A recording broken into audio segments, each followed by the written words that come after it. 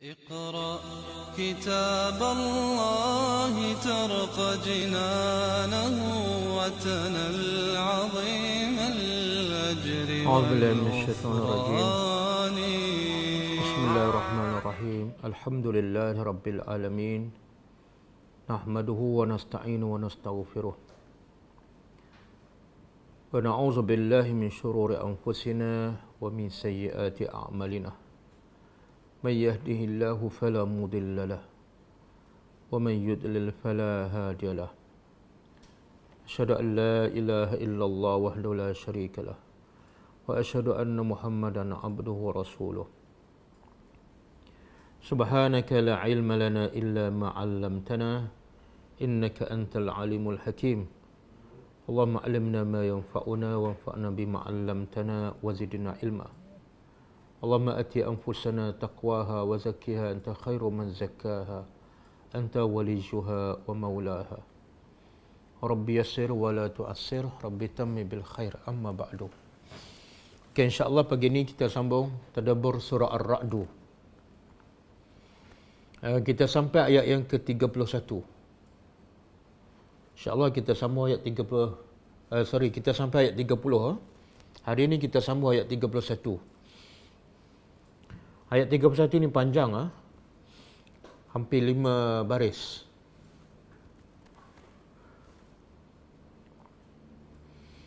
Ayat Quran ni bukan dia kira panjang atau pendek. Dia bukan kira satu ayat ataupun dua ataupun 5 ayat. Tapi setiap ayat adalah menunjukkan kebesaran Allah. Setiap ayat ada rahmat, setiap ayat ada syifa. Tapi bukan untuk semua orang. Ayat Al-Quran, walaupun satu ayat, dia boleh mengetuk hati manusia. Dia boleh menyedarkan manusia yang sedang tidur, yang sedang lalai dengan keseronokan dunia. Tapi bagi siapa? Liulil albab. Bagi orang-orang yang berfikir, bagi orang-orang yang bertadabbur Al-Quran. Waliyatazakkara ulul albab. Allah kata yang akan mengambil pengajaran daripada Al-Quran walaupun dari satu ayat hanyalah ulul albab sahaja.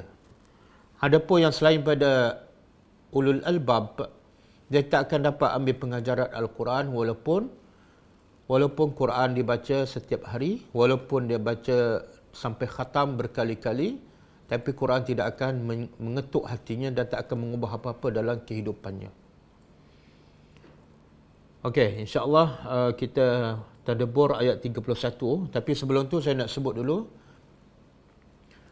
apa pengajaran daripada ayat yang lepas dan kaitan dengan ayat hari ini. Ayat yang lepas Allah bagi tahu tentang perangai orang kafir, sikap orang kafir dulu kini dah selama-lama, iaitu mereka tidak beriman dengan Al-Quran dan mereka tidak ingin pun beriman dengan Al-Quran. Tapi mereka nak membuktikan, nak menunjukkan bahawa mereka sebenarnya bukan tidak ingin beriman. Tapi ada halangan-halangan tertentu yang menyebabkan mereka tak nak beriman. Maka mereka akan mencari apa saja alasan yang boleh menunjukkan bahawa mereka sebenarnya bukan tak nak beriman, tapi ada halangan. Halangan ini yang menyebabkan mereka tidak beriman. Sebenarnya itulah perangai orang-orang yang tidak nak kebaikan. Dia tak nak orang nampak dia ni jahat, dia tak nak orang nampak dia ni lawan Tuhan. Maka dia gambarkan apa yang dia lakukan tu sebenarnya bukan jahat sangat. Tapi mereka ada alasan. Okey, kalau ayat yang lepas, ayat 27, Allah gambarkan orang kafir ni, auzubillahi minasyaitanirrajim. Wa yaqulul ladzina kafaru laula unzila alaihi ayatun min rabbih. Orang-orang kafir berkata, laula unzila alaihi. Alangkah baiknya kalau diturunkan kepadanya, kepada Nabi Muhammad, ayatun, satu tanda kebesaran Allah, min Rabbi, daripada Tuhannya, yang membuktikan Nabi Muhammad itu adalah betul-betul Rasul. Maka kami akan beriman. Jadi selama ni ayat yang turun pada Nabi Muhammad tak cukup bagi mereka. Mukjizat yang Allah bagi pada Nabi Muhammad belum cukup. Mereka nak satu lagi ayat yang lain. Maka Allah kata pada Nabi, qul, katalah, jawablah pada mereka, innallaha yudhillu man yasha' wa yahdi ilaihi man anab. Sesungguhnya bukan soal bukti, tapi soalnya kamu tak nak hidayat. Bila kamu tak nak hidayah, Allah akan menyesatkan siapa yang dia kehendaki, dan Allah akan memberi hidayah kepada siapa yang betul-betul nak kembali kepada Allah Subhanahu Wa Taala. Kemudian Allah beritahu, bagi orang beriman dia tak perlu banyak bukti. Kadang-kadang dengan satu bukti sahaja, mereka akan mendapat nikmat keimanan. Sebagaimana Allah sebut dalam ayat 28 kan. Allazina amanu wa tatma'innu qulubuhum bi zikrillah. Orang-orang yang beriman yang jiwanya, hatinya tenang dengan zikrullah, dengan Al-Quran. Dan Allah beritahu hanya dengan zikrullah, hanya dengan mentaati perintah Allah saja, semua hati-hati akan tenang. Maksudnya selain daripada Al-Quran, selain daripada mentaati Allah, manusia tak mungkin tenang. Manusia tak mungkin bahagia.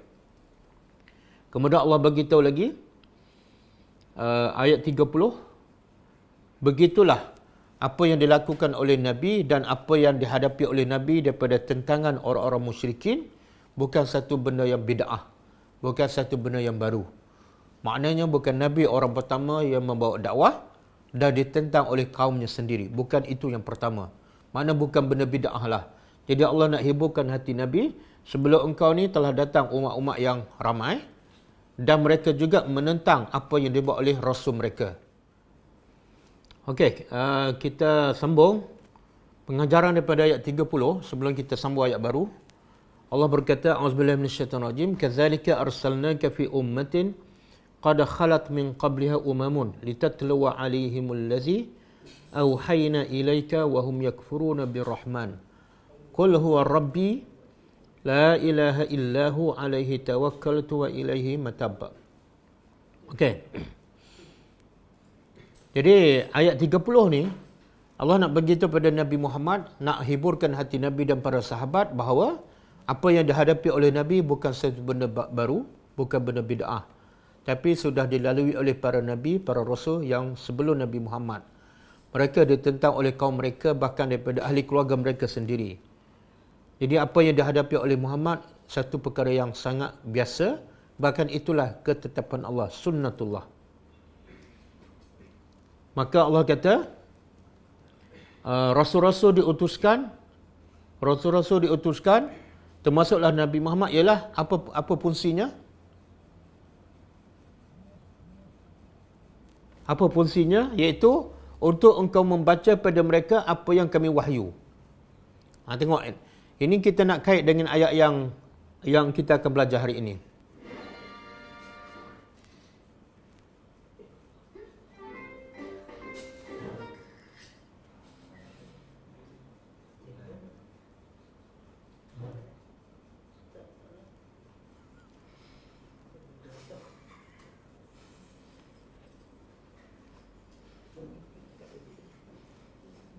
Ada live tak sekarang? Okey. Ada gangguan teknikal? Okey. Tengok kita nak faham ayat hari ini dan kaitan dengan ayat sebelumnya. Kalau sebelum ini ayat 30 Allah beritahu Rasul diutuskan untuk baginda membaca ayat-ayat Allah ataupun membaca wahyu. Tapi akhirnya hasilnya apa? Wahum yakfuruna birrahman. Mereka kufur kepada Allah yang bersifat Ar-Rahman. Tengok. Allah kata Nabi dihantar untuk membaca wahyu. Tapi akhirnya Allah kata mereka kufur dengan, bukan kufur dengan wahyu. Bukan kufur dengan ayat Allah. Tapi mereka kufur dengan Ar-Rahman. Apa kaitan Ar-Rahman dengan wahyu? Allah nak bagi tahu wahyu diturunkan sebab wahyu Allah turunkan sebab sifat Ar-Rahman. Kalau tidak ada sifat Ar-Rahman kepada Allah, maka Allah tak mungkin turunkan wahyu. Menunjukkan bahawa wahyu ataupun Al-Quran adalah nikmat dan rahmat Allah yang terbesar. Sebagaimana Allah sebut dalam surah Ar-Rahman, Ar-Rahman 'allamal Quran. Jadi bila siapa yang tolak Al-Quran, siapa yang tak nak ikut ajaran Al-Quran, sebenarnya dia kufur dengan Ar-Rahman. Sebab rahmat Allah yang paling besar ada dalam Al-Quran. Okey?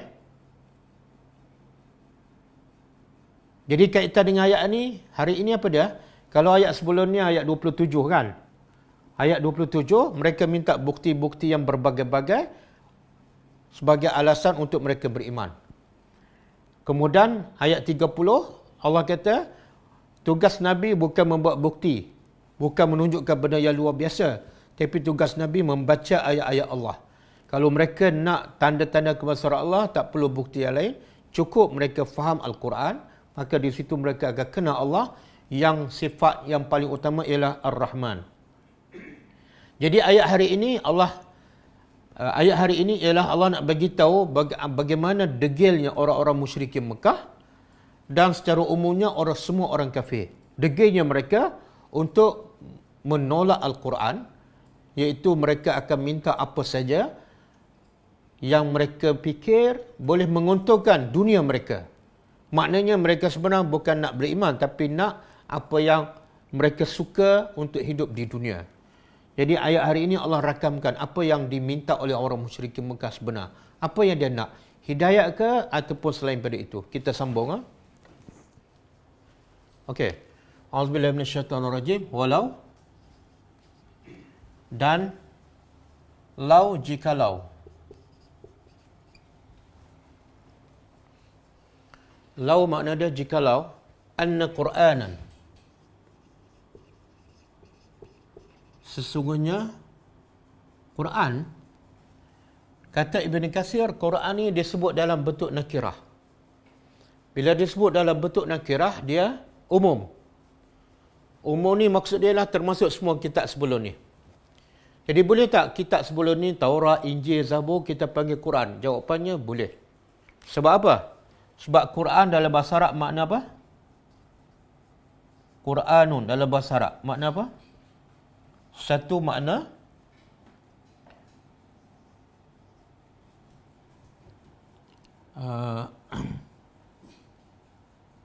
yang dibaca.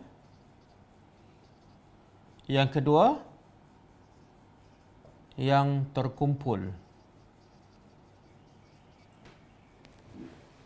Jadi Quran dalam bahasa Arab ada dua maksud dari segi bahasa. Pertama, ma yuqra'u, apa yang dibaca. Jadi kalau Quran mana apa yang dibaca termasuk semua kitab. Bukan Quran saja. Kitab Taurat pun sifatnya yang dibaca. Kitab Zabur, Injil pun sama. Yang kedua, Quran dari segi bahasa makna dia yang terkumpul. Al-jam'u. Semua hukum hakam dikumpul dalam satu kitab. Jadi begitu juga kitab-kitab sebelum ni, Taurat, Injil, Zabur, dalamnya terkumpul hukum hakam daripada Allah Subhanahu Wa Taala. Dan ada satu hadis sahih riwayat Bukhari, Nabi Daud membaca kitab Zabur. Dalam hadis tersebut, qara'a Daud alaihissalam Qur'anan. Hadis itu betul-betul sebut Daud membaca Quran. Sedangkan Quran zaman yang diturunkan ialah zaman Nabi Muhammad. Yang Nabi Daud ialah Zabur. Menunjukkan apa? Zabur juga adalah bermakna Quran, iaitu yang dibaca dan yang terkumpul. Okey? Jadi kata Ibn Katsir, Quran di sini maksudnya umum kitab. Termasuklah Quran yang bersama kita. Okey. Allah kata jikalau sesungguhnya Quran, kitab sujirat, diperjalankan,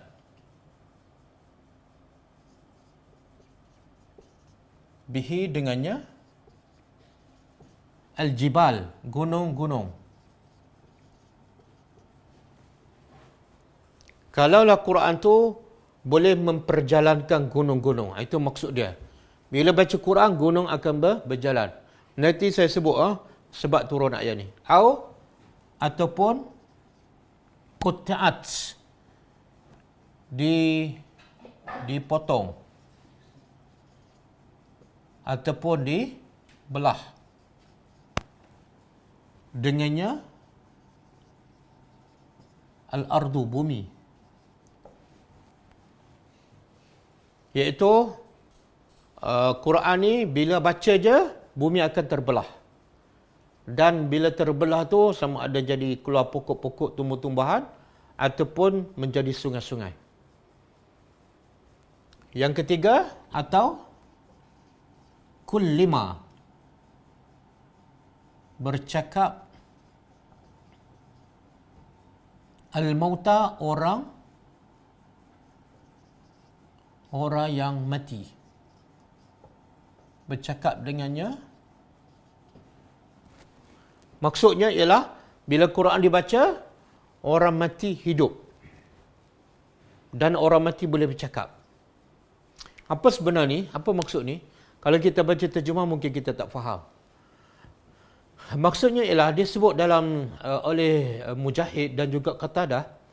Dia kata orang musyrikin Mekah bila turun Quran ni, antaranya pembesar Mekah Abu Jahal dan Ibnu Abi Umayyah, dia berkata kepada Nabi Muhammad sallallahu alaihi wasallam, dia kata, ya Muhammad, sayyir bihi al-jibal.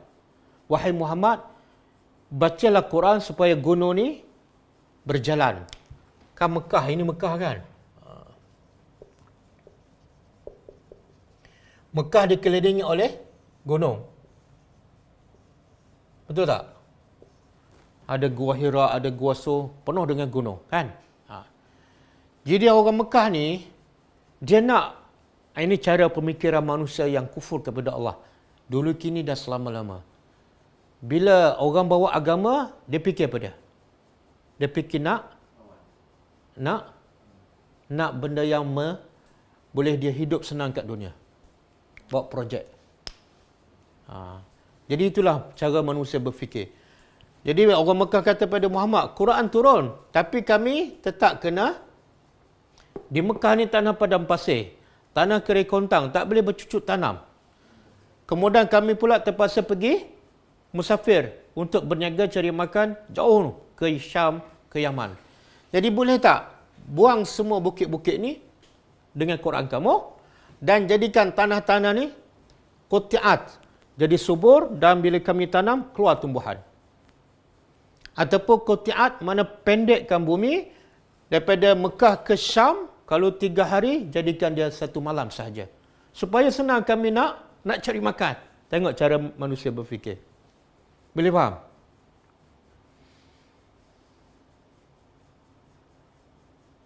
Jadi, lepas tu turun ayat ni. Allah kata apa?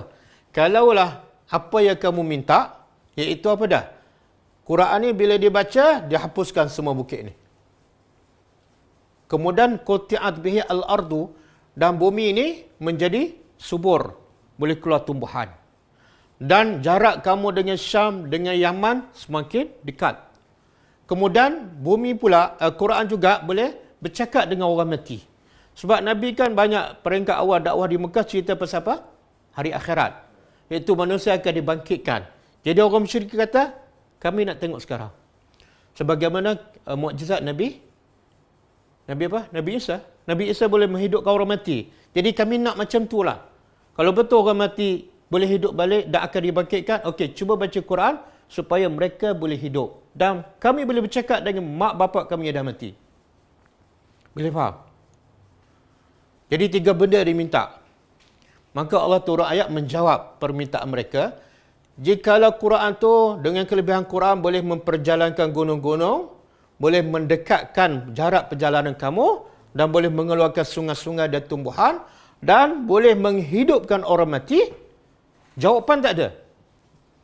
Dia bahasa Arab ni kalau ada lau, mesti ada jawapan. Sama dengan bahasa Melayu kan? Contoh saya buat bahasa Melayu. Kalau saya pergi ke Kelantan, saya berhenti setakat tu, faham ke tak? Tak faham, mesti ada jawapan dia. Lau ni mesti ada jawapan. Kalau saya pergi ke Kelantan, jawapannya apa? Saya akan ziarah kubur Tok Guru contohlah. Kan? Boleh? Itu jawapan dia. Sama juga Allah sebut dalam surah apa ni? Surah Al-Hasyr. Jikalau kami turun Al-Quran ke atas gunung, jawapannya apa? Jawapannya, pasti kamu akan lihat gunung pecah. Itu jawapan dia. Tapi dalam ayat ini, tak ada jawapan. Subhanallah, itulah bahasa Al-Quran. Kadang-kadang Allah bagi jawapan. Kadang-kadang Allah tak bagi jawapan. Bila tak ada jawapan, kita boleh faham. Bila kita faham latar belakang cerita ni. Ataupun bila kita faham ayat sebelum ni. Jadi jawapannya apa? Kalaulah Quran bila dibaca boleh menghapuskan gunung, boleh memendekkan jarak perjalanan, dan boleh menghidupkan orang mati, memang itulah Quran. Itulah Quran. Tapi Quran, Allah tak buat Quran jadi macam tu. Kenapa? Kenapa Allah tak buat? Mereka minta ni. Nabi baca Quran je, hancur gunung. Baca Quran je, tumbuhan. Kenapa Allah tak buat macam tu? Sebab Allah Maha mengetahui. Mereka sebenarnya bukan nak beriman. Mereka nak apa? Nak hidup, nak makan. Jadi antara makan dengan hidayah, mereka masih nak makan. Jadi kalau Allah buat juga, mereka tetap tak beriman. Jadi Allah tu maha suci daripada melakukan perbuatan sia-sia. Allah tak akan buat benda sia-sia. Sebab Allah maha mengetahui. Okey. Jadi sebenarnya pemikiran orang musyrikin Mekah ni sebenarnya adalah pemikiran semua manusia yang tak beriman. Iaitu bila orang bawa agama, yang pertama dia nak apa? Kalau kita pergi berdakwah pada dia lah, dia nak apa pertama? Apa kami dapat? Duit. Kan? Kami lapar ni, rumah kami bocor. Betul tak? Sebab apa? Sebab dia tak faham yang Allah nak bagi Quran ni sebenar lebih besar daripada rumah bocor tu. Lebih besar daripada rezeki juta-juta. Tapi dia tak faham. Sebab tu Allah kata ayat sebelum ni, mereka kufur dengan apa? Wahum yakfuruna. Ayat 29. Yakfuruna bi ar-Rahman. Mereka kufur dengan... Kenapa Allah tak kata mereka kufur dengan Al-Quran? Sebab Allah nak bagi tahu, kalau kamu nak rezeki, kamu kena dapat rahmat Allah. Kalau kamu nak hidup senang, kamu kena dapat rahmat Allah. Dan rahmat Allah yang paling besar, lebih besar daripada rezeki, ialah melalui Al-Quran. Ar-Rahman 'allamal Quran. Kenapa? Kenapa Quran nikmat Allah yang paling besar, rahmat Allah yang paling besar? Kenapa?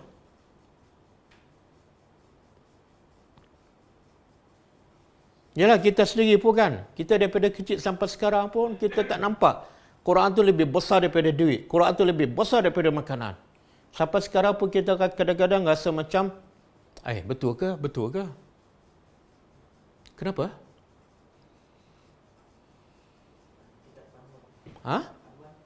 Panduan untuk apa?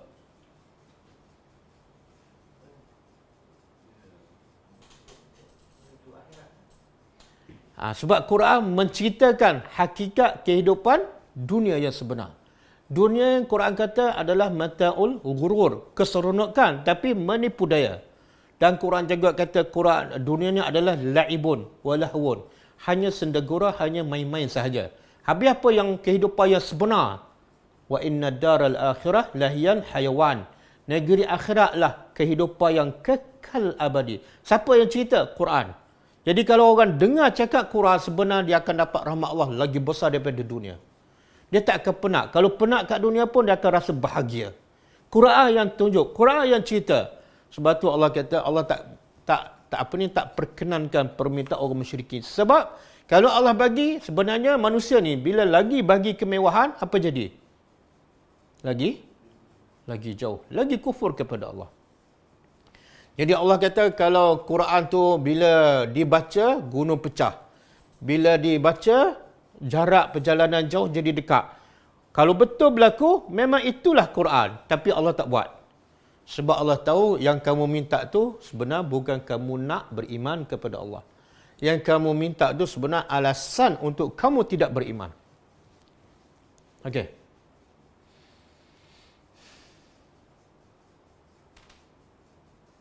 Sebenarnya kalau mereka nak beriman, cukup tak dengan Al-Quran?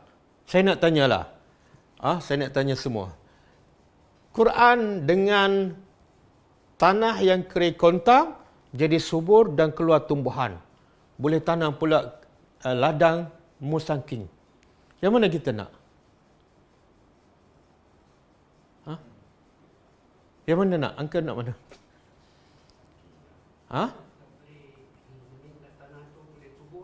Nak tanah yang subur. Quran, dia angka ada dua pilihan je. Sama ada Quran ataupun tanah kebun. Alhamdulillah. Ini angka kita yang baru revert. Berapa bulan? Bulan 12 sampai dah 2 bulan. Angka kita baru revert bulan lebih kurang 2 bulan dah. 2 bulan lebih lah. Tapi dia dah baca terjemah Al-Quran habis. Habis baca terjemahan 30 juzuk. Dia tak khatam Quran sebab dia tak boleh baca. Tapi dia khatam yang lebih penting daripada baca Quran. Iaitu dia khatam terjemahan. Baru 2 bulan masuk Islam. Kita dah 50 tahun masuk Islam, tak khatam lagi terjemahan. Sekarang akan nampak antara kebun Musangkin dengan Quran, yang lebih baik ialah Quran. Berapa banyak yang ada kebun tapi hidupnya tak bahagia pun. Qarun lagi hebat tapi hidupnya tak bahagia sebab tidak dipandukan oleh kitab Allah. Yang ni yang Allah nak bagi faham ni. Sebab tu Allah tak bagi. Kalau Allah bagi permintaan orang musyrikin, mereka lagi sesat, lagi jauh. Akhirnya Quran, kalau baca Quran je dapat upah, baca Quran je dapat upah. Akhirnya Quran menjauhkan manusia daripada Allah dan mendekatkan manusia kepada kebendaan. Itu bahaya tu. Sebab itulah Nabi dan para sahabat bila dapat Quran ni, dia rasa macam dapat lebih baik pada dunia. Sebab itulah senang je mereka tinggal dunia. Sebab apa? Quran mengajar mereka inilah nilai dunia. Bila Allah kata hijrah, semua tinggal. Dia tak fikir dah nak tinggal kampung halaman, tanah apa, semua kebaikan di Mekah yang mereka membesar 60. Dia langsung tak fikir. Kenapa? Sebab Quran dah bagi mereka faham yang mereka tinggal Mekah ni sebenarnya mereka nak pergi tempat yang lagi luas. Tempat yang lagi bahagia dan kekal abadi. Sebab itulah para sahabat dijamin ahli syurga. Sebab keyakinan mereka pada Al-Quran. Quran bukan nak bagi kebun. Quran bukan nak bagi jarak perjalanan menjadi semakin pendek. Tak. Quran nak bagi syurga yang kekal abadi. Dan kita tengok bagaimana Nabi dan para sahabat menerima Al-Quran. Saya ulangkan sebagai peringatan. Nabi bila dapat Quran ni, Nabi pegang betul-betul, Nabi baca betul-betul, Nabi amal dan Nabi sampai betul-betul. Bukan main-main. Kalau Nabi baca sampai bengkak kaki. Sampai menangis-nangis. Kalau ada riwayat mengatakan, Nabi baca Quran dan Nabi menangis. Sampai Nabi menangis itu bunyi macam air yang sedang mendidih. Umar Ibn Khattab, diceritakan ada garisan hitam di bawah mata Umar Ibn Khattab. Kenapa? Sebab selalu menangis bila baca Al-Quran. Dan Umar juga bila dibaca surah At-Tur, sampai ayat Inna azaba rabbika lawaqi'. Sesungguhnya azab Tuhan engkau pasti akan berlaku. Tengok ayat Quran, satu ayat aja, bukan 6,000 ayat. Satu ayat aja menyebabkan Umar menangis dan jatuh sakit sebulan. Jadi sahabat pergi ziarah Umar di rumah dia, sahabat tak tahu apa punca Umar sakit. Sebenarnya Umar sakit sebab Al-Quran. Yakin kepada azab Allah sampai dia takut. Itu pentingnya, besarnya nikmat Al-Quran. Iaitu Quran memperkenalkan pada kita nilai dunia dan nilai akhirat. Aisyah radhiyallahu anha pernah dia baca daripada surah At-Tur juga, ayat 27, ayat 27, wa waqahum azabas samum. Bila dia baca ayat tu, dia terus menangis. Dia menangis sampai abang dia Al-Qasim keluar rumah. Dah berapa lama baru dia balik. Bila balik masih melihat Aisyah menangis. Tengok, begitulah sahabat menghadapi Al-Quran. Dia bukan setakat baca, bukan setakat menangis, tapi menangis pun lama. Dan salafus salih, ini pengajaran untuk kita lah. Kadang-kadang hubungan kita dengan Quran pun tak rapat, tak kuat. Sekadar belajar, sekadar baca mengikut waktu yang kita pilih. Bukan baca sepanjang masa. Ada seorang salafus salih, dia bila sahabat dia datang ke rumah dia menangis. Bila dia menangis, sahabat yang datang ni bertanya, apa sebab kamu menangis? Dia kata, aku menangis sebab semalam terlepas untuk aku baca Al-Quran. Disebabkan sibuk dengan urusan lain, aku terlepas untuk membaca Al-Quran. Sebab Quran tu menjadi wirid harian dia. Tiba-tiba dia tak dapat baca, dia menangis. Hanya tak dapat baca dan tadabbur Al-Quran dalam satu hari. Berapa ramai yang seminggu tak baca Quran, menangis pun tak, gelak ada. Berapa ramai yang tak baca Quran, tak tadabbur sebulan, 2 bulan. Ada yang bertahun-tahun langsung tak tak menjadikan dia menangis ataupun dia sedih. Sebab apa? Sebab mereka ni sebenarnya jauh daripada Al-Quran. Jadi kita kalau satu hari tak baca Quran, sedihlah, menangislah. Sebab kita tertinggal satu nikmat yang sangat-sangat besar daripada Allah Subhanahu Wa Taala. Okey. Kemudian Allah kata apa? Bal, bahkan. Lillahi, hanya milik Allah. Al-amru, urusan, jami'ah, kesemuanya. Apa maksud ni? Ada juga ulama mengatakan jawapan kepada lau ni ialah ayat yang seterusnya. Tapi bukan jawapan secara direct lah. Kita boleh faham. Maksudnya apa? Kalaulah Quran tu, bila baca, gunung pun bergerak. Dan jalan pun menjadi semakin pendek. Dan bila dibaca, boleh menghidupkan orang mati. Kamu tetap tak akan beriman. Kalau betul Allah buat apa yang kamu minta, kamu tetap tak akan beriman. Kenapa? Jawapannya sebab bahkan hanya milik Allah segala urusannya. Apa maksud dia? Iaitu hidayah adalah milik Allah. Kalau kamu tak nak beriman, Allah tak akan bagi hidayat. Walaupun Allah perkenankan apa yang kamu minta. Kalau Allah tukarkan semua bukit di Mekah menjadi emas dan perak, kamu tetap tak akan beriman. Sebab hidayat lillahi, milik Allah. Jadi kalau kamu nak hidayat, jangan minta duit. Jangan minta harta, tapi carilah Tuhan. Sebab hidayat adalah milik Allah.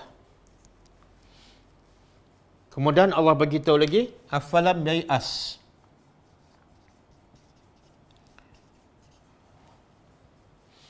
Okey, sebelum tu cuba buka surah Al-An'am ayat 111.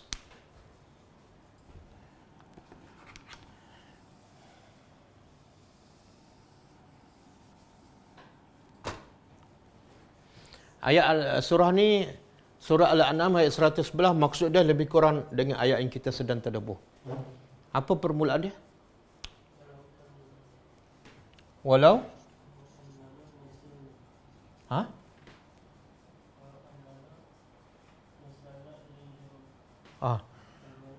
walau annana nazzala alaihimul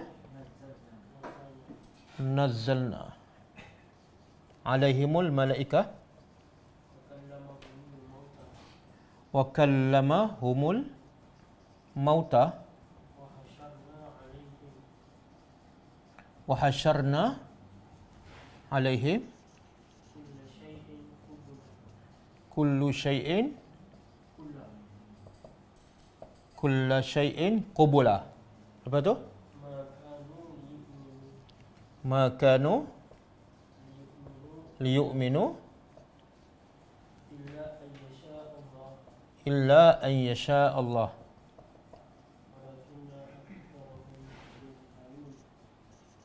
Walakinna aksaruhum yajhalun.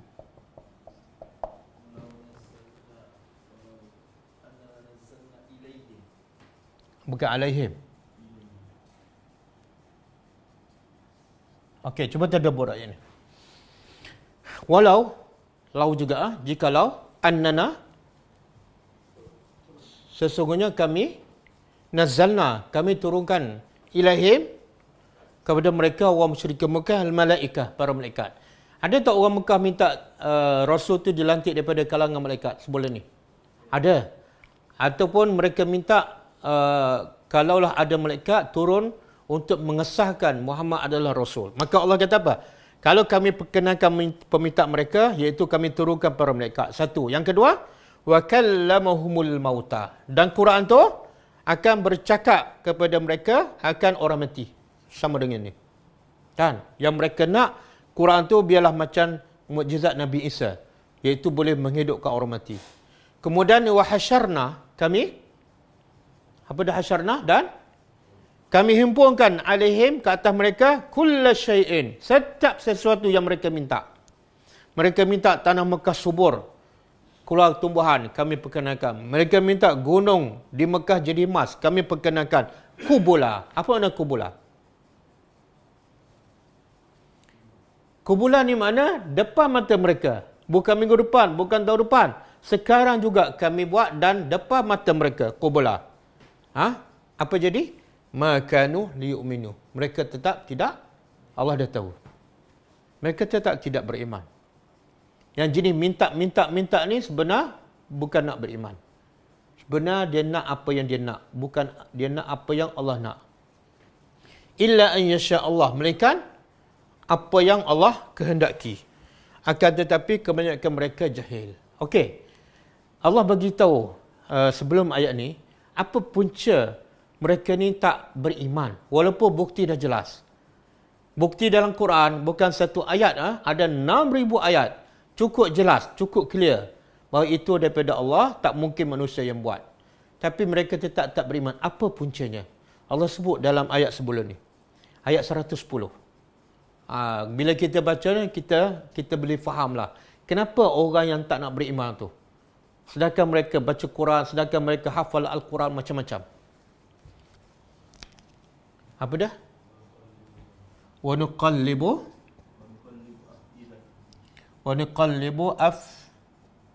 afidatahum wa absarahum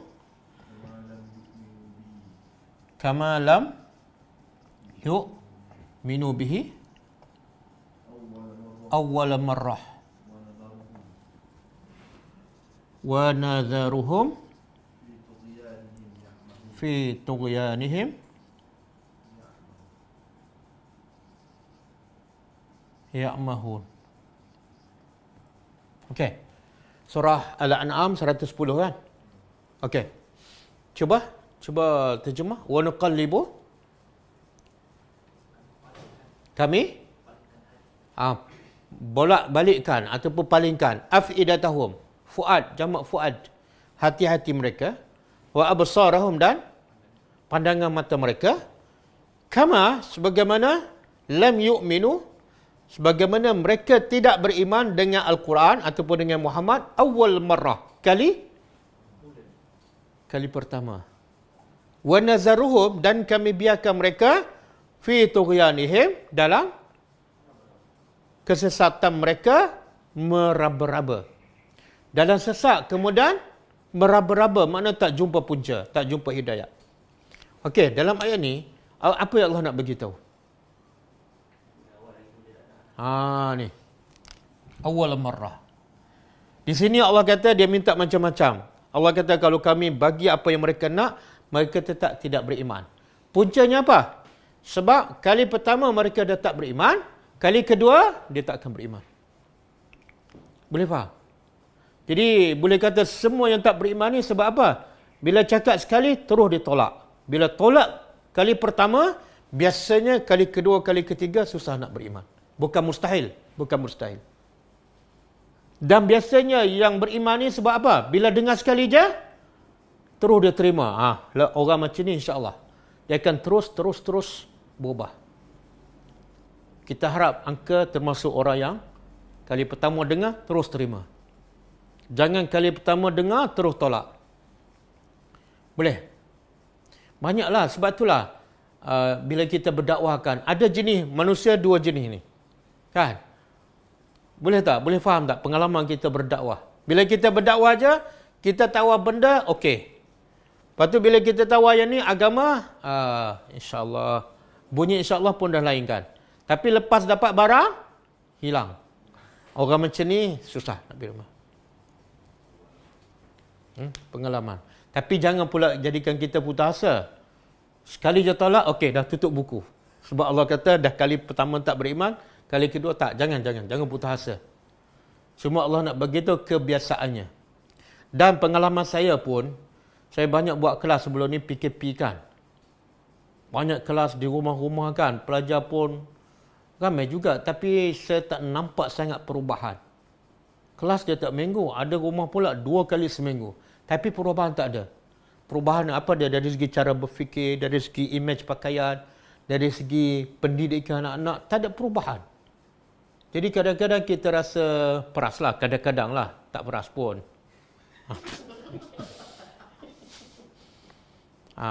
Tapi bila saya baca ayat ni,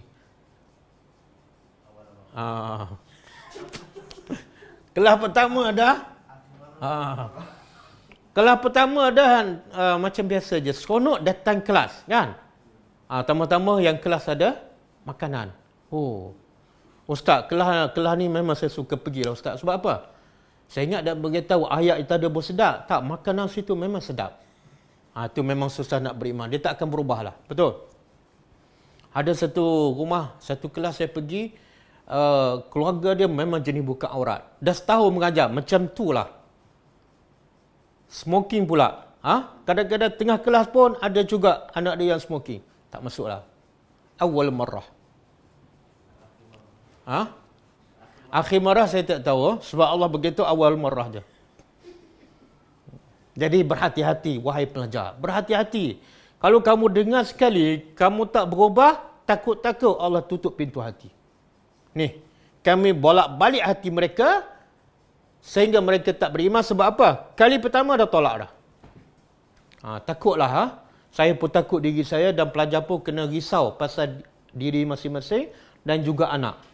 Bila kita dengar satu amalan, satu ilmu, tiba-tiba kita tak nak beramal. Rasa malas je. Tangguh. Akhirnya ilmu tu jadi banyak, amalan pun banyak. Akhirnya kita akan tinggal semua sekali.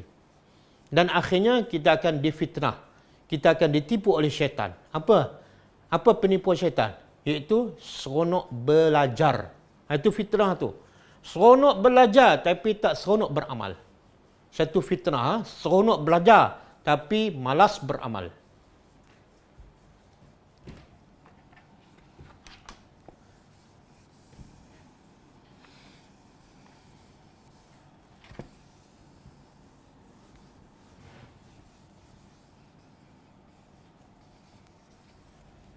Okey. Kemudian Allah kata apa? Afalam yai'as.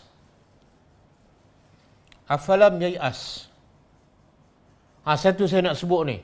Yang Allah sebut ni, gunung, orang musyrikin nak apa? Supaya gunung tu, bila Muhammad baca Quran, gunung tu pecahkan.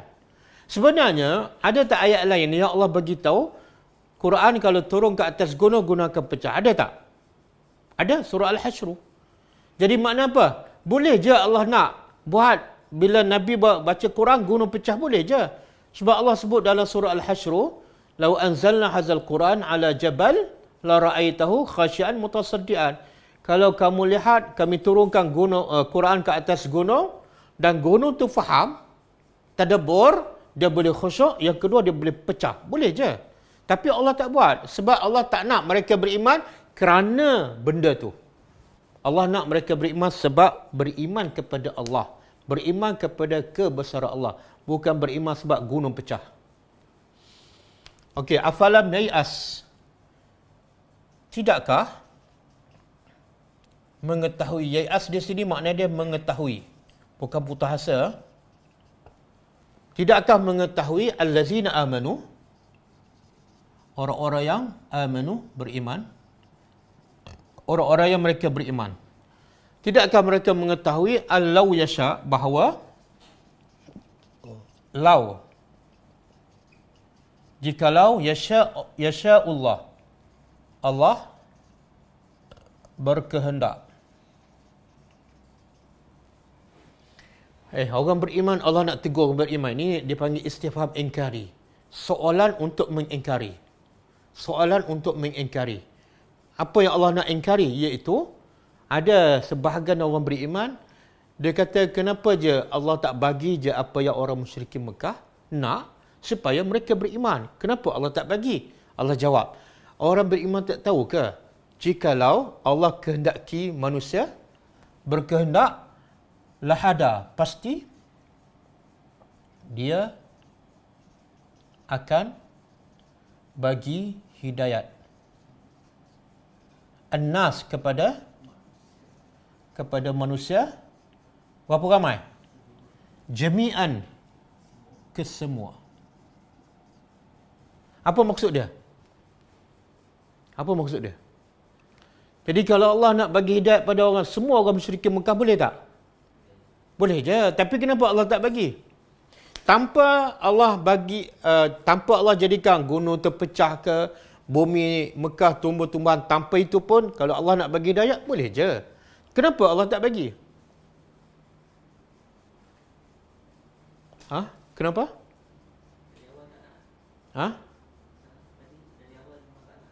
Sebab mereka tak nak. Jadi Allah tu maha adil. Ulama kata Allah tu adil. Apa dia? Allah akan bagi apa yang manusia nak. Manusia nak hidayah, Allah bagi hidayah. Manusia tak nak hidayah, Allah tak bagi hidayah. Itulah keadilan. Wa man syaa'a falyu'min wa man syaa'a falyakfur, dalam surah Al-Kahfi. Allah kata siapa nak beriman silakan. Balasannya syurga. Wa man syaa'a, siapa nak kufur falyakfur, silakan kufur. Tapi balasannya neraka, silakan. Allah bagi pilihan. Jadi kalau Allah bagi hidayah pada semua, yang ada manusia tak nak, mereka tak ikhlas. Dan mereka tak layak dapat syurga sebab iman mereka tak ikhlas. Jadi Allah nak mereka beriman dengan penuh keikhlasan. Bukan kerana gunung betulkan jadi emas. Bukan kerana padang pasir betulkan jadi sungai. Wala yazalu, dan sentiasalah allazina, orang-orang yang kafaru, mereka kufur. Ada orang kata jangan sebut orang kafir, sebut apa? Non-Muslim. Kan? Sebenarnya non-Muslim dengan kafir sama kan? Kafir bahasa apa? Bahasa Arab tapi dah dimelayukan. Non-Muslim? Bahasa Inggeris. Makna dia sama je. Sama khinzir dengan babi lah kan. Jangan sebut babi ustaz, macam tak beradab je. Sebut khinzir bunyi lembut je. Itu orang Melayu. Orang Melayu kadang-kadang takut pada istilah. Dia tak takut dia kufur, tapi dia takut pada istilah. Okey. Sentiasalah orang-orang kafir tusibuhum menimpa mereka bima sana'u, disebabkan sana'u, apa yang mereka lakukan. Qari'atun, menimpa mereka apa? Qari'ah. Apa makna qari'ah? Ada tak surah nama dia Al-Qari'ah? Ada tak? Apa dia? Ada kan? Surah apa nama? Surah Al-Qari'ah. Kan? Nama surah kan? Ini sama, Qari'ah. Jadi makna dia mesti sama. Okey, daripada surah Al-Qari'ah, apa makna Al-Qari'ah? Dalam surah Al-Qari'ah, apa makna Al-Qari'ah? Ada? Apa makna Al-Qari'ah? Hari? Dia Qari'ah ni sebenarnya makna dia Qara'a. Daripada Qara'a. Qara'a al-bab. Contohnya, Qara'a makna ketuk. Al-bab, pintu. Jadi bila ketuk pintu tu kadang-kadang kita terkejut kan.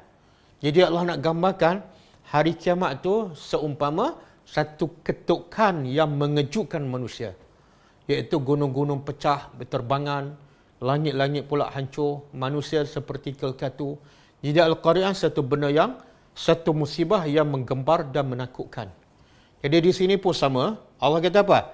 Sentiasalah orang kafir ditimpa qari'ah, musibah, bala yang menakutkan mereka. Disebabkan apa? Bima sana'u, dengan sebab tangan-tangan mereka sendiri. Bukan sebab Allah zalim, tapi sebab mereka menzalimi diri mereka sendiri. Bima sana'u, dengan apa yang mereka lakukan, iaitu mereka kufur dengan Ar-Rahman. Mereka tolak Al-Quran. Di sini ada ahli tafsir mengatakan Al-Qari'ah ialah mereka kalah dalam peperangan. Jadi musibah yang menimpa mereka disebabkan mereka kufur, ada ahli tafsir mengatakan iaitu mereka kalah dalam peperangan. Contoh dalam peperangan Badar, dalam peperangan Uhud dan sebagainya. Qari'ah musibah. Atau tahullu. Tahullu apa makna?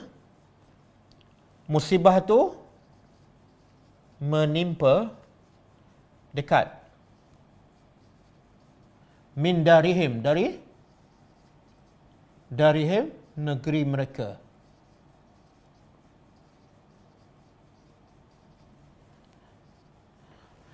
Jadi Allah kata siapa yang kufur, inilah sunnatullah. Pertama, mesti ada musibah menimpa mereka. Ataupun kalau musibah tak menimpa mereka secara direct, tahulu qariban, menimpa jiran mereka. Menimpa negeri jiran mereka. Jadi kalau menimpa dekat dengan negeri mereka, apa kesan pada mereka? Apa kesan? Iaitu mereka dalam ketakutan. Yang ini menimpa mereka. Yang ini menimpa jiran mereka. Bila menimpa jiran mereka, azab bagi mereka ialah ketakutan. Sampai bila ni qari'ah menimpa mereka? Hatta sehinggalah ya'tiya, datang wa'dullah, janji Allah. Janji Allah maksudnya ialah kiamat ataupun kematian. Kat dunia pun mereka hidup dalam ketakutan, dalam kebimbangan, tidak tenang. Kemudian kemuncaknya bila datang janji Allah, iaitu sama ada mereka mati ataupun kiamat. Kemudian innallah, sesungguhnya Allah la yukhlifu, tidak mungkiri janji. Allah tak pernah mungkir janji. Jadi maksudnya apa? Bila siapa-siapa menentang Allah, siapa-siapa menolak Al-Quran, janji Allah apa dah? Mereka akan ditimpa musibah. Kalau tak kat dunia, di akhirat. Dan Allah tak pernah mungkir janji, mana pasti akan berlaku. Sebab tu kalau kita baca sejarah, mereka yang menentang Islam, menentang agama yang dibawa oleh para nabi mereka, tidak ada satu pun yang selamat. Bermula daripada zaman Nabi Nuh kan? Bermula daripada zaman Nabi Ibrahim, Nabi Musa, Nabi Isa, Nabi Ayub, semua. Kaum Ad, kaum Samud, semua tu tidak selamat. Sebab janji Allah tidak ditepati. Okey? Jadi kesimpulan Allah nak bagi tu dalam ayat hari ini apa dia? Apa yang Allah nak bagi tu sebenarnya? Apa message? Ataupun pengajaran?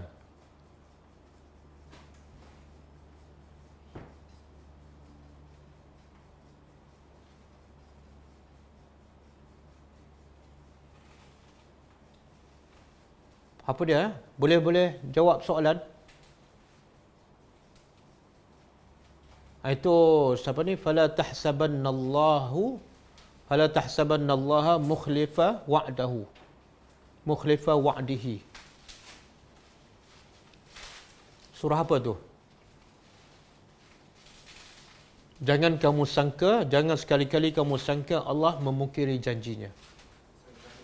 Surah Ibrahim ayat 47. Surah Ibrahim ayat 47. Okey, jadi sebenarnya apa yang Allah nak beritahu daripada ayat ni? Sebenarnya Allah nak beritahu Quran lah satu-satunya mukjizat daripada Allah yang paling besar. Tanda kebesaran Allah yang paling besar dan kekal selama-lamanya. Jadi bila Quran adalah mukjizat yang terbesar, maka pertama jangan minta mukjizat lain. Jangan minta sebab Quran dah terbesar. Sebab tu semua mukjizat dan kitab para nabi sebelum ni Allah tamatkan tempohnya. Semua Allah tamatkan tempohnya. Sebab apa? Sebab dia bukan yang terbesar. Mukjizat tongkat Nabi Musa, mukjizat Nabi Isa AS, macam-macam kan. Semua Allah tamatkan, supaya dah. Tapi satu lagi, mukjizat yang satu-satunya mukjizat yang Allah kekalkan ialah Quran. Kenapa? Sebab dia mukjizat yang terbesar, mukjizat yang paling lengkap, maka Allah kekalkan. Maka jangan minta yang lebih daripada itu. Satu. Yang kedua, kalau Quran mukjizat yang paling besar, rahmat Allah yang paling besar, maka kewajipan kita sebagai orang beriman, wajib bagi masa lebih untuk Al-Quran. Quran ni lebih daripada segala-gala, lebih daripada dunia, lebih daripada duit bilion. Maka jangan bagi masa lebih untuk cari rezeki, sehingga kita meninggalkan Quran yang sebenarnya lebih besar daripada rezeki. Bagaimana Allah kata, surah Al-An'am.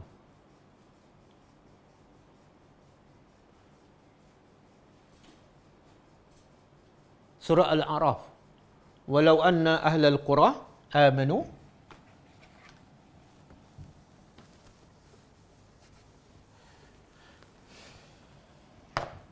Surah Al-A'raf. Cuba tengok. Lau anna ahlal qura amanu wattaqaw, lafatahna alaihim barakatin minas sama'.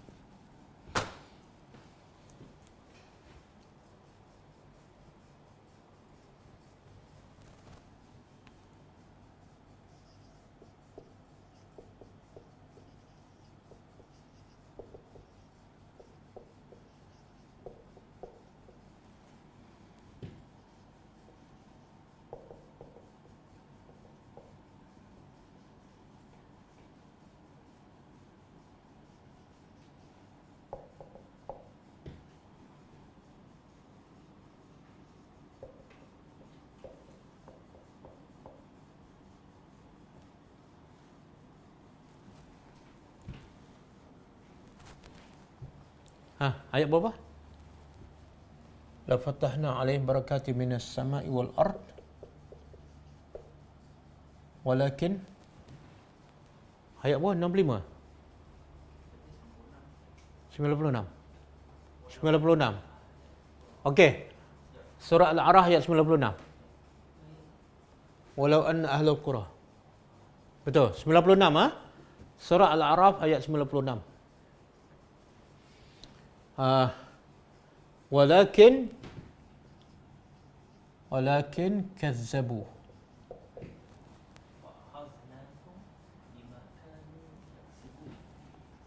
fa akhaznahum bima kanu yakdzibun. Okey, cuba tengok.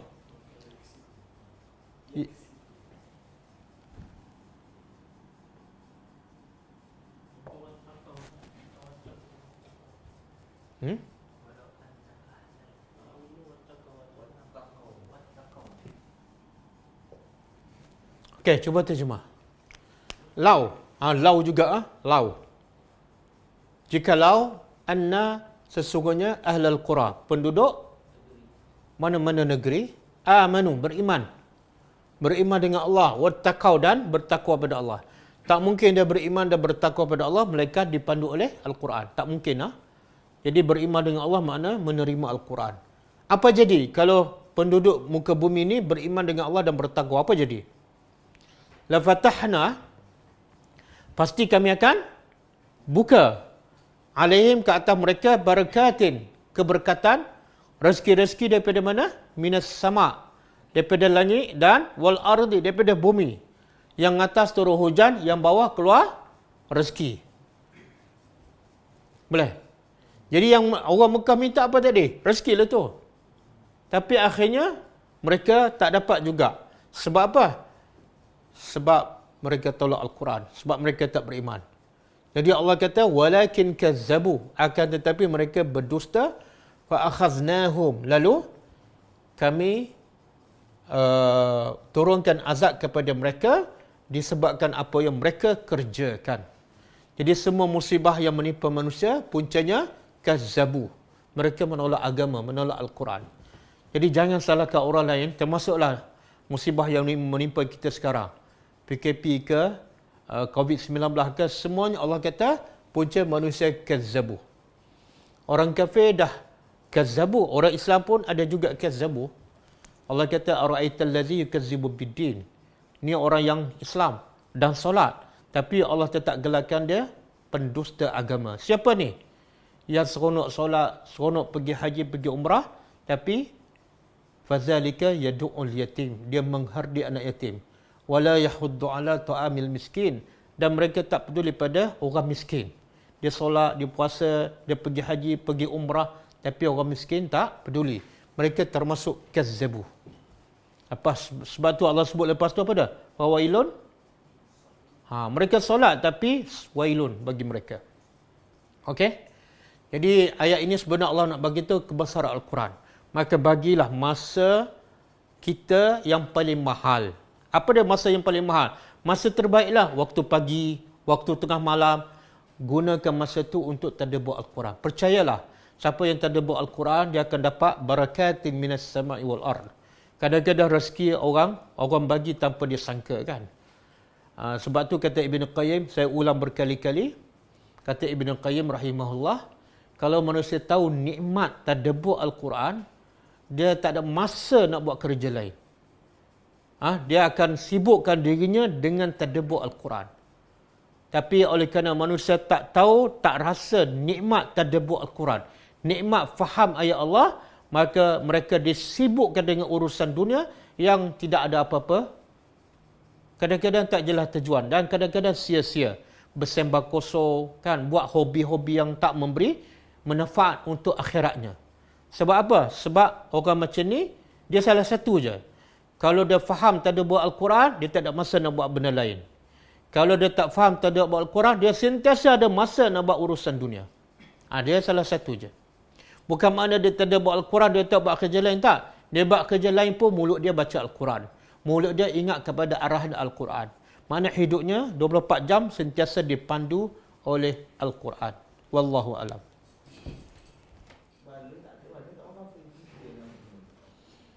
Dia bala ni ada dua. Satu bala dalam bentuk musibah.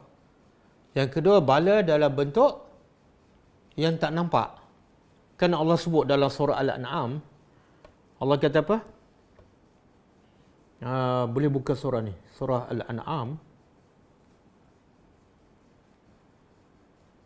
Jadi bala ni kita kena faham juga.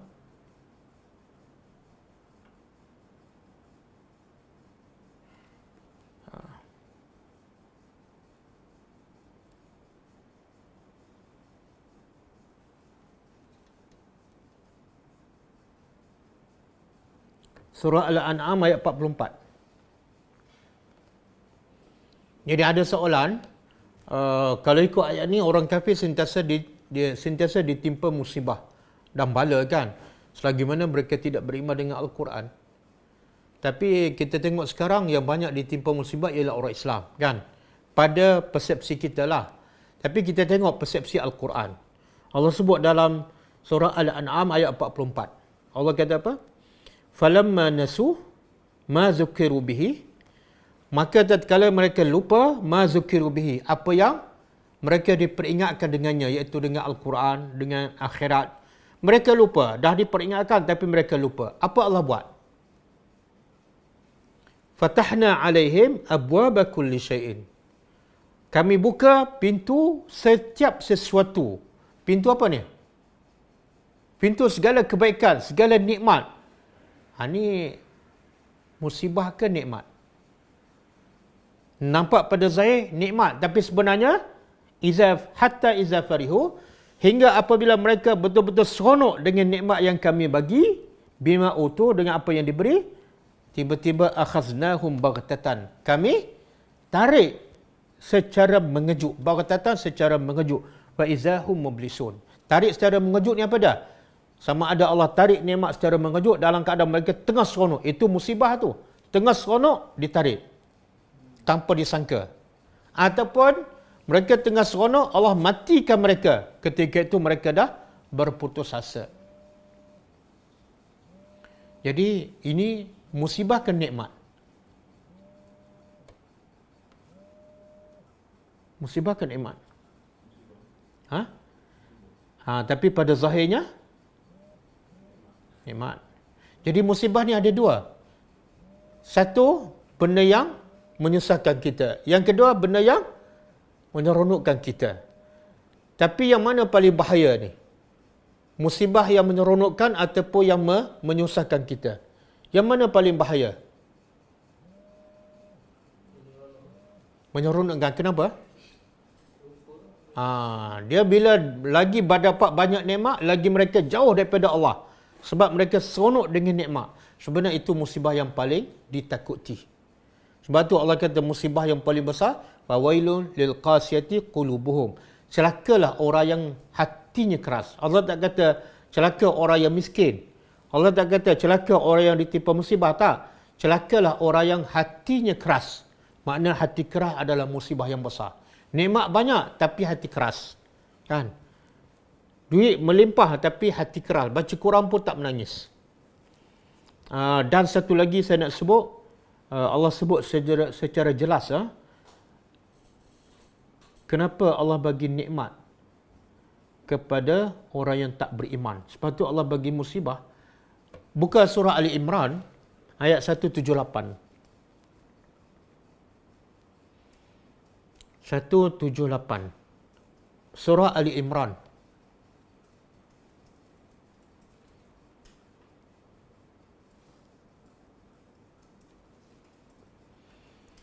Surah yang ketiga. Ayat 178. Okey, Allah kata apa? وَلَا يَحْسَبَنَّ الَّذِينَ كَفَرُوا أَنَّمَا نُمْلِي لَهُمْ خَيْرٌ لِأَنفُسِهِمْ. Jangan orang kafir menyangka. Apa dia? Bahawa kami panjang ke umur mereka, kami bagi banyak lagi harta, jangan mereka sangka itu baik untuk mereka. Mereka kata baik kan? Badan semakin sihat, harta semakin banyak, anak semakin berjaya. Mereka rasa baik. Allah kata apa? Jangan sangka itu baik. Kenapa? Innama numli lahum, sesungguhnya kami tambahkan harta mereka, kebaikan mereka, kami panjangkan umur supaya apa? Supaya dosa mereka bertambah. Tengok, Allah nak beritahu musibah ni bukan sakit, bukan miskin, tapi dosa bertambah.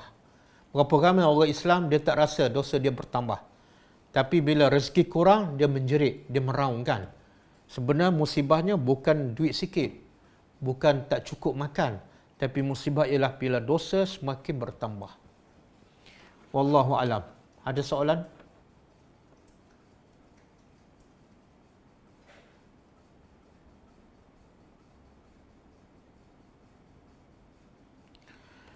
Sekumpulan jin datang mendengar bacaan Al-Quran daripada Nabi. Ayat itu, surah jin dan juga surah Al-Haqqah meriwayatkan, menceritakan bahawa ketika jin datang mendengar Nabi membaca Al-Quran, Nabi tak nampak, Nabi tak tahu, Nabi tak sedar langsung. Sehinggalah Allah turun surah Al-Jin, Qul uhiya ila, katalah wahai Muhammad, telah diwahyu kepada aku, telah innahu istama'a nafaru minal jin. Sekumpulan jin telah mendengar bacaan Al-Quran yang dibaca oleh engkau. Mana Nabi tak tahu. Lepas peristiwa itu baru Allah bagi tahu. Jadi ketika peristiwa itu, Nabi bukan setakat tak nampak jin, Nabi tak sedar pun jin sedang mendengar. Adapun ulama mengatakan ada ketika lain Nabi diberi kelebihan dapat nampak rupa jin yang sebenar. Jadi itu kelebihan yang Allah bagi kepada Nabi kita SAW. Wallahu alam. Ada hadis mengatakan air mata takutkan Allah mampu memadamkan api neraka. Adakah termasuk air mata sedih kerana mendengar sirah Nabi? Tak, apa-apa air mata yang menangis sebab kita takut pada Allah, takut pada azab Allah, takut pada suasana kiamat, yang dengan sebab kita takut itu, kita semakin dekat pada Allah. Maka termasuk semua sekali. Termasuk semua sekali. Menangis, takut, menjadikan kita semakin dekat dengan Allah. Kalau terjumpa emas tertanam dalam tanah, boleh diambil ke? Apa patut dibuat dengan emas tu? Wallahu alam. Kena tanya Pusat Harta Negara. Saya tak pasti, wallahu alam. Ustaz, dengan tadabbur Al-Quran adakah automatik kita belajar sifat-sifat Allah? Ya, automatik. Subhanallah. Sifat Allah yang paling banyak disebut dalam Al-Quran dan sifat Allah yang paling jelas, betul, benar, Quran je. Tidak ada yang lebih benar daripada Al-Quran. Berbanding dengan sifat Allah yang disebut oleh manusia. Allah tak sebut, tapi manusia yang sebut. Allah tak sebut dalam Quran. Dia mungkin betul, mungkin salah. Sebab itulah para sahabat hanya kenal Allah melalui Al-Quran. Para sahabat hanya cinta Allah melalui Al-Quran. Para sahabat hanya kenal beza dunia dengan akhirat melalui Al-Quran. Para sahabat mendahulukan cinta Allah dan Rasul lebih pada cinta pada diri dan keluarga melalui Al-Quran. Jadi tidak ada belajar agama, belajar sifat Allah yang paling jelas, yang paling berkesan, melainkan belajar daripada Al-Quran.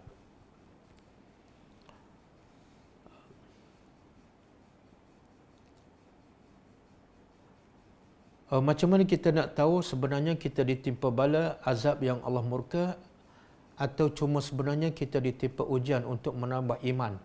Apa garis panduannya? Garis panduannya senang je, iaitu tengok amalan kita. Satu, tengok amalan kita. Selari tak dengan apa yang Allah perintah dan yang diriku oleh Nabi.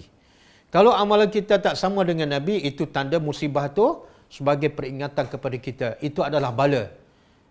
Itu adalah bala. Kalau amalan kita tak sama dengan Nabi, bahkan tak sama dengan yang disebut dalam Al-Quran.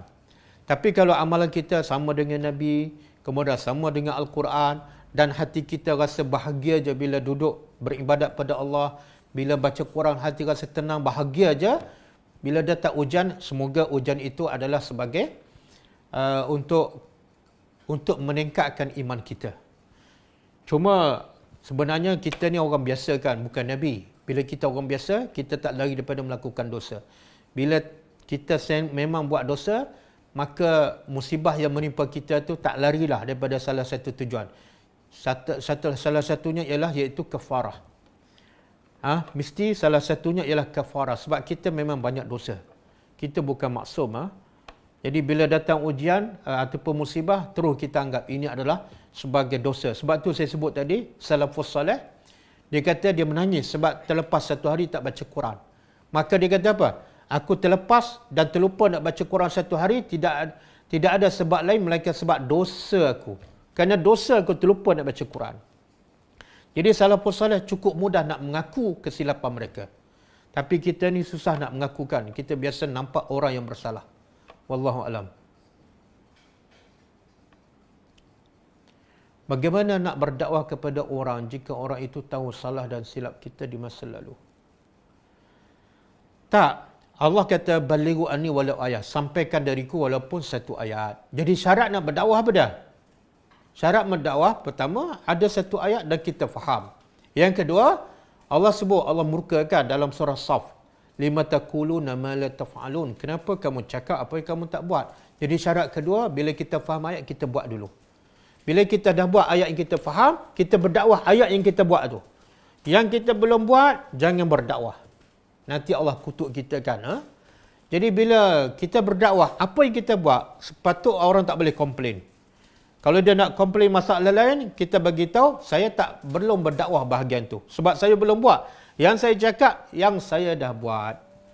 Itu satulah. Yang kedua, kalau kita nak orang yang berdakwah kepada kita dah lengkap sempurna, barulah orang tu layak berdakwah, maka lagi ramai orang masuk neraka. Lagi ramai orang masuk neraka. Sebab tidak ada manusia yang sempurna. Kita sampaikan apa yang kita buat, yang kita belum buat, usaha kita buat, barulah kita sampaikan. Wallahu alam. Soalan saya, ada guru suka mengajar tapi dia tak beramal. Suka nasihat orang tapi bila orang nasihat dia pula dia tak suka. Ini bukan guru lah. Ini bukan guru. Guru pertama, sebelum dia ajar, dia kena buat. Sebab Allah sangat murka orang yang cakap tak serupa bikin. Allah sangat marah. Atamuruna an-nasa bil birr wa tansawna anfusakum wa antum tatluna al-kitab afala taqilun. Allah mencela, adakah patut kamu suruh orang buat baik dan wa tansawna anfusakum, kamu lupa diri kamu, suruh orang buat baik tapi kamu lupa diri kamu untuk buat baik. Wa antum tatluna al-kitab, sedangkan kamu baca kitab Allah. Afala taqilun, kamu tak berakal ke? Jadi orang yang suruh buat orang lain, suruh buat baik, tapi dia tak buat, sebenarnya orang ini tak berakal. Dia nak orang masuk syurga, tapi dia nak masuk neraka. Ini tak berakal. Jadi sepatutnya kita jangan dengar kepada orang yang suka suruh, tapi dia tak buat. Yang kedua, dia tak boleh ditegurkan. Bila ditegur, dia tak suka. Itu bukan orang beriman. Orang beriman, ciri-ciri orang beriman ialah sangat suka bila dia ditegur. Sebab bila orang tegur dia tu, tanda orang sayang pada dia. Orang tak nak dia buat salah. maka sepatut bila ditegur, dia ucap terima kasih, jazakallahu khairan. Wallahu alam. Dalam keadaan sekarang, musibah Covid melanda negara serta pelbagai musibah lain yang dialami umat Islam di lain negara. Bolehkah kita membaca kunut nazilah dalam solat-solat fardu? Atau adakah kunut nazilah hanya boleh dibaca bersama imam? Boleh. Ada pendapat mengatakan boleh kita nak baca kunut nazilah berseorangan di rumah. Boleh. Cuma bagi saya, kadang-kadang bila datang COVID-19 ni kita rasa macam musibah besar kan? Tapi musibah yang paling besar bukan COVID-19. Iaitu yang saya sebut tadi. Allah kata apa? Fawailun lil qasiyati qulubuhum. Surah Az-Zumar ayat 22. Celakalah. Wail. Bagi siapa ni? Bukan orang yang ditimpa wabak COVID-19. Tak. Allah kata celaka ni ialah orang yang hatinya keras. Tak solat. Solat pun tak khusyuk. Tak baca Quran. Baca Quran pun tak menangis kan? Jadi yang ni yang paling besar musibah. Kadang-kadang kita baca kunut nazilah supaya Allah jauhkan COVID-19. Tapi anak kita tak baca Quran. Anak kita hati keras. Sebenarnya musibah anak kita lebih besar daripada musibah COVID-19. Kadang-kadang musibah COVID-19 ni kadang-kadang ada kebaikan. Supaya kita ada masa untuk bersama Al-Quran. Ada masa untuk tadabbur Al-Quran. Ada masa lebih lama untuk bersama Allah Subhanahu Wa Taala. Ada masa nak duduk bersama anak tadabbur Al-Quran. Jadi kadang-kadang musibah Covid ni, kadang-kadang di sebalik itu ada nikmat. Supaya kita dapat gunakan masa ini untuk hilangkan musibah yang lagi besar dan dahsyat. Apa dia? Fawailun lil qasiyati qulubuhum an zikrillah. Saya baru pergi Mahat Tafiz di satu tempat di Kuala Lumpur. Baru minggu lepas kan. Saya tak sebutlah Mahat Tafiz di mana. Adalah pelajar tafiz lebih kurang 20 orang. Saya tanyalah. Bila diminta bagi tazkirah, saya bagi tazkirah pendek. Saya tanya berapa paling banyak berapa juzuk yang telah dihafal. Ada kata 14. Paling banyaklah. Paling sedikit 2 juzuk. Okey. Saya pun baca ayat yang kita baca tadi. Surah Al-Hasyr, "Lau anzalna hadzal Quran ala jabalin la ra'aitahu khashi'an mutasaddian min khashyati." Saya suruh dia, saya baca, kemudian suruh dia sambung. Boleh sambung. Tapi bila saya tanya terjemah tak tahu. Jadi saya pun terjemah. Allah kata dalam ayat ini, jikalau Quran diturunkan ke atas gunung dan gunung tu boleh berfikir, apa jadi pada gunung? Pertama khusyuk. Bila gunung tu ada akal dan gunung tu faham. Mesti ada kesan. Kesan pertama khusyuk. Kesan kedua mutasaddian, pecah. Walaupun gunung tu pejal, kuat, kukuh, tapi dengan sebab Quran dia boleh pecah.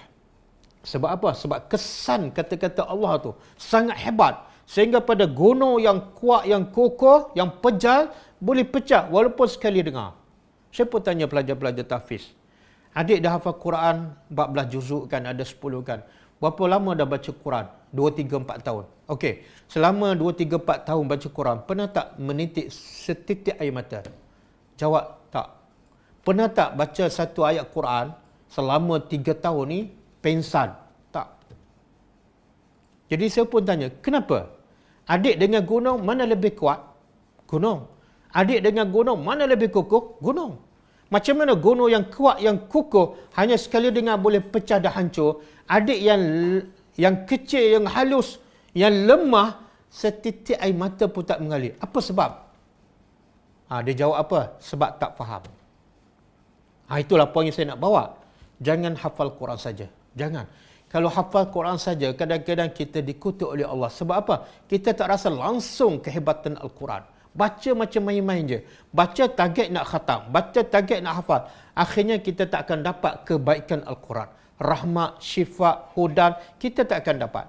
Selagi mana kita tak memahaminya. Jadi saya nak ulang sekali lagi, musibah yang besar, jangan nampak COVID-19. Jangan nampak. Berapa ramai anak kita, saudara kita, jiran kita yang dah lama tak baca Quran. Itu lebih besar daripada COVID-19. Jadi kalau nak baca doa, kunut nazilah, masukkan juga, ya Allah, lembutkan hati anak aku yang dah 10 tahun tak baca Quran, yang baca Quran tak pernah menitik air mata, yang baca Quran asyik nak cepat sudah aja. Hati mereka cukup keras, ya Allah. Hati mereka keras tu sebenarnya musibah lebih besar daripada musibah COVID-19. Wallahu alam.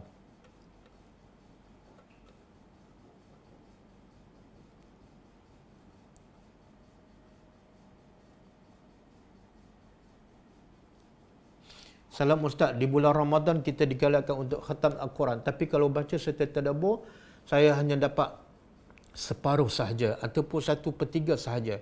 Dan saya akan sambung selepas Ramadan. Adakah baik juga begitu? Subhanallah. Subhanallah.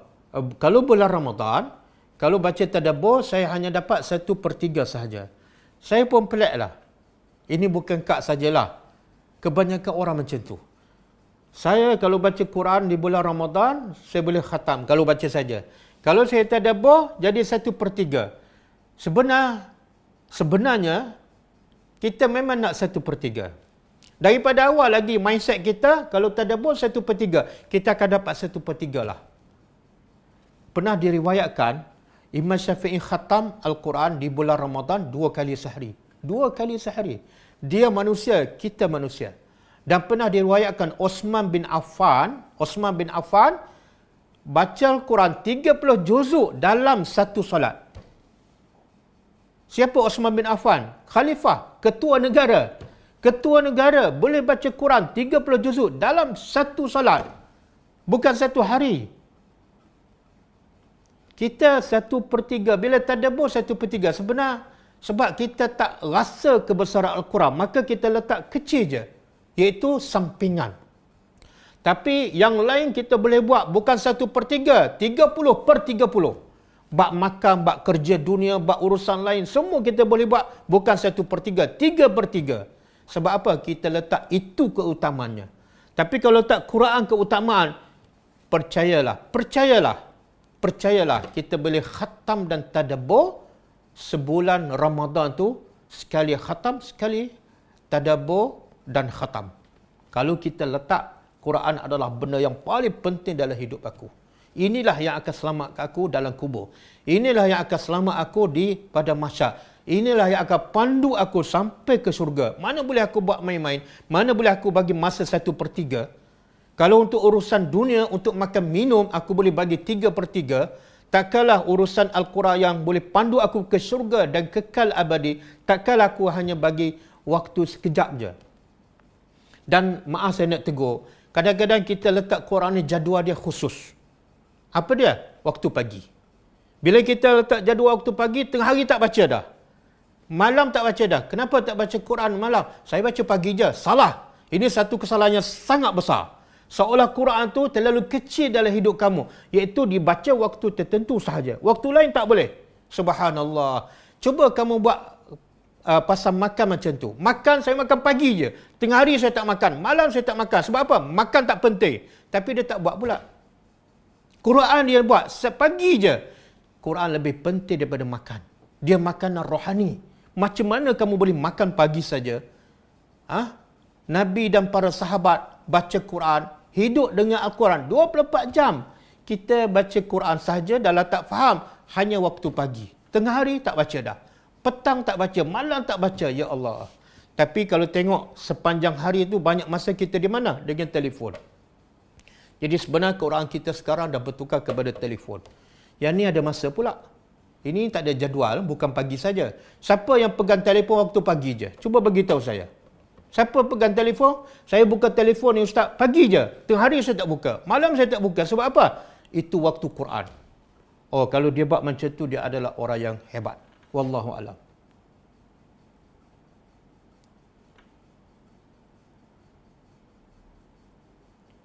Dalam ayat Ali Imran 178 itu dituju pada orang. Sebenarnya, apa saja yang Allah tegur orang musyrikin, orang Yahudi, sebenarnya boleh berlaku pada orang Islam. Sebab itulah Allah sayang. Itulah tanda Allah sayang pada orang Islam. Sebenarnya orang Yahudi itu asalnya mulia. Mereka, kebanyakan para Nabi daripada mereka, kebanyakan Quran, kitab-kitab dahulu daripada diturun pada mereka. Tapi akhirnya apa jadi dengan Yahudi?